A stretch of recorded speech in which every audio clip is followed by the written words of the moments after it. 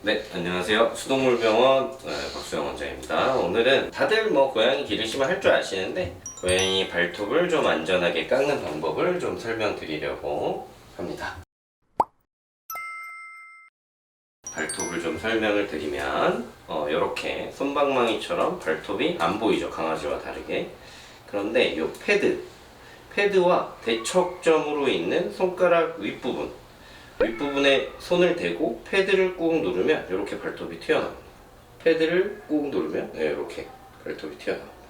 우리 쿠쿠는 오늘 이렇게 강아지 발톱 깎기 컨텐츠를 하려는데 우연히 지나가다가 이렇게 간식 냄새를 맡고 와가지고 하려다 보니까 발톱이 짧아요. 깎을 게 별로 없는데 설명을 위해 좀 보여드리면, 발톱을 이렇게 꺼내면 신경과 혈관이 지나가는 분홍색 부위가 있거든요. 그 위로 투명한 부위만 깎아내면 됩니다. 이렇게 해서 이렇게 깎으면 보통 아파하거나 그러지는 않는데, 고양이들은 원래 자기의 발을 만지는 걸 싫어하는 경우가 많기는 합니다. 발톱을 깎을 때 준비물은 쿠쿠 같은 경우는 맛있는 간식이랑 발톱 깎기입니다. 발톱 깎기는 그냥 잡화점이나 마트 같은 데서 파는 제품을 사용하시면 되고요. 고양이의 경우 안정적으로 앉는 게 중요한데, 앉을 때 보통 저는 고양이의 어깨와 골반이 내 몸에 붙도록 이렇게 앉는 걸 추천드리고요. 꽉 누르는 게 아니라 내 몸에 붙여주는 느낌으로 누르고, 발을 꺼내는 방식은 방금 제가 보여드린 것처럼 이게 싫어할 수밖에 없어요. 고양이들이 이걸 좋아하는 고양이 없기 때문에 이렇게 잡고, 이발할 때는 이렇게 꺼내서 이렇게 하는 편이고요.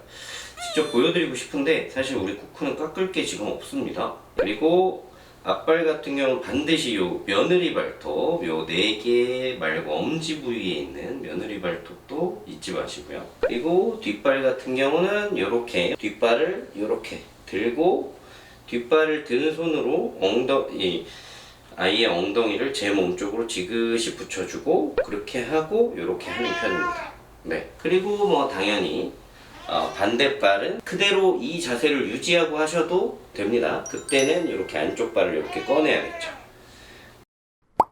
꼭 추천드리는 건 스크래처를 새 것으로 주기적으로 갈아주시는 거, 발톱을 이렇게 사용할 수 있도록.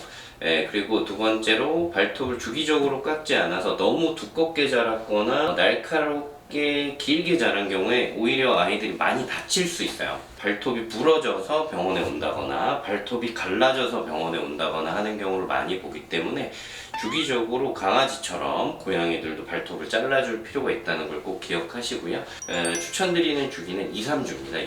2-3주에 한 번씩은 발톱을 확인하시는 습관을 가지시고 아이를 케어하시면 크게 문제없이 발톱 관리를 하실 수 있을 거라고 생각합니다. 강아지나 고양이나 발톱을 혹시라도 실수를 하셔서 이제 애들이 싫어하고 빠져나가려고 하고 그러다 보니까 서두르시다가 혹시라도 피가 나는 경우에는 사실은 다른 건 없고요. 소독을 하시려고 하거나 그러는 경우가 있는데 지혈이 더 급하기 때문에 깨끗한 천이나 휴지로 피 나는 부위를 누르고 계시는 게 가장 좋고요. 누르고 계시는 시간은 최소 5분이고 한 10분 정도까지도 꾹 누르고 계시는 걸 추천드립니다. 근데 이 과정에서 보통 피가 아직도 나나? 30초에 한 번씩 보시면 계속 피가 나요.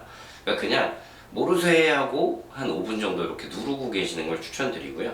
혹시라도 이 부분이 너무 어렵고 그렇다면 사실은 좀 그냥 두셔도 크게 문제는 없습니다. 보통 한 20분 내로 자연적으로 지혈이 되거든요. 물론 이제 집 안에 곳곳에 피가 묻을 수는 있겠죠.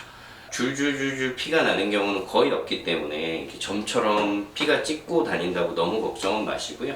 다만 이제 조금 출혈량이 많다, 그럴 때는 바로 병원에 오시는 걸 추천드려요. 그러면 저희가 지혈도 당연히 해드릴 수 있을 거고, 소독 후에 드레싱 같은 걸 유지해서 재출혈을 방지하는 그런 처치들을 보통 해드리는 편이고요. 금방 지혈이 되고 그랬던 경우에는 보통 소독이나 이런 별도의 치료 없이도 잘 회복되는 편입니다.